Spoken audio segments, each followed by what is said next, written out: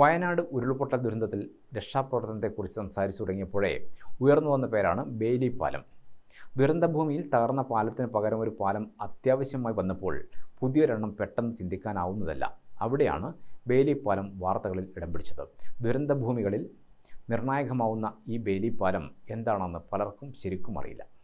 പാലം നിർമ്മാണത്തിൽ വിദഗ്ധനായിരുന്ന ബ്രിട്ടീഷുകാരൻ ഡൊണാൾഡ് ബെയ്ലിയാണ് 1942 ഇത്തരമൊരു പാലം ലോകത്ത് ആദ്യമായി ഉണ്ടാക്കിയത്. രണ്ടാം ലോക മഹായുദ്ധ കാലമായിരുന്നു അത്. അദ്ദേഹത്തിന്റെ പേരിലാണ് പിന്നീട് ഇന്നോളം ഈ പാലം അറിയപ്പെടുന്നത്. വിവിധ തരത്തിലുള്ള പാലങ്ങൾ നിർമ്മിക്കുക എന്നത് അദ്ദേഹത്തിന്റെ സർഗാത്മകമായൊരു വിനോദമായിരുന്നു. ഇങ്ങനെ പലതരത്തിലുള്ള പാലമാതൃകകളും ബെയ്ലി ഉണ്ടാക്കി സൂക്ഷിച്ചിരുന്നു. താൻ നിർമ്മിച്ച ഒരു പാലത്തിന്റെ മാതൃക അദ്ദേഹം തന്റെ മേലുദ്യോഗസ്ഥന് പരിചയപ്പെടുത്തി കൊടുത്തു. അതിന്റെ കാര്യക്ഷമത മനസ്സിലാക്കിയ മേലുദ്യോഗസ്ഥൻ അത് നിർമ്മിക്കാൻ അനുമതി നൽകി. തുടർന്ന് പലതരത്തിൽ ഈ പാലം നിർമ്മിച്ചു പരീക്ഷിച്ചു. അവസാനം ഇന്നത്തെ രൂപത്തിലെത്തി.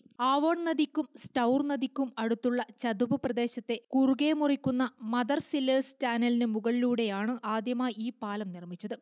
ഇന്നും അവിടെ ഒരു പ്രവർത്തനക്ഷമമായ പാലമായി ഇത് പ്രവർത്തിക്കുന്നുണ്ട്. അങ്ങനെ അനേകം പരീക്ഷണ നിർമ്മാണങ്ങൾക്കും ഉപയോഗത്തിനും ശേഷം ഇത് കോർപ്പ് ഓഫ് റോയൽ മിലിറ്ററി എഞ്ചിനീയേഴ്സിനായി നൽകി. ശേഷം 1942 ഉത്തരാഫ്രിക്കയിൽ ബ്രിട്ടീഷ് സൈന്യത്തിനായി ഈ പാലം ആദ്യമായി നിർമ്മിച്ചു. 1944 ആയപ്പോഴേക്കും ഇത്തരം പാലങ്ങൾ കൂടുതലായി നിർമ്മിച്ചു തുടങ്ങി.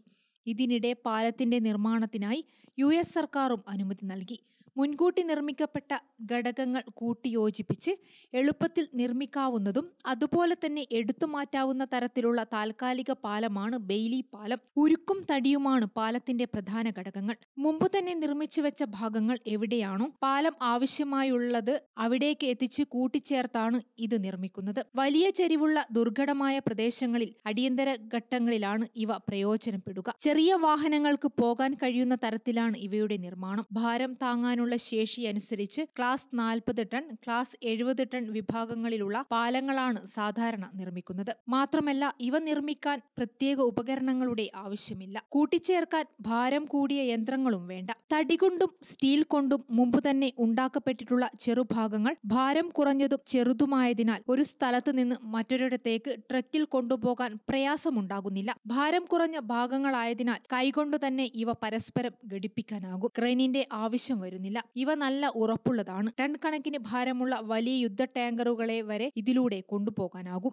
1996 നവംബർ 8 കേരളത്തിലെ പത്തനംതിട്ട ജില്ലയിലെ റാന്നിയിലാണ് പമ്പാ നദിക്ക് കുറുകെയായി ആദ്യമായി ബെയ്ലി പാലം നിർമ്മിച്ചത്. പമ്പാ നദിക്ക് കുറുകെയുള്ള 36 വർഷം പഴക്കമുള്ള റാന്നി പാലം തകർന്നപ്പോഴാണ് അതിനു പകരം ഇത്തരം താൽക്കാലിക പാലം സൈന്യം നിർമ്മിച്ചത്. 2 മാസത്തേക്ക് ഈ പാലത്തിലൂടെയായിരുന്നു ഭാരം കുറഞ്ഞ വാഹനങ്ങൾ നദി കുറുകെ കടന്നത്. ആദ്യമായി സൈനികാവശ്യത്തിനായി ഇത്തരം പാലം നിർമ്മിച്ചത് കാശ്മീരിലാണ്. ലഡാക്കിലെ ദ്രാസ് നദിക്കും സൂറു നദിക്കുമിടയിലായിരുന്നു ആ പാലം നിർമ്മാണം. അതിന് 30 മീറ്റർ നീളമുണ്ടായിരുന്നു. News desk Gramika.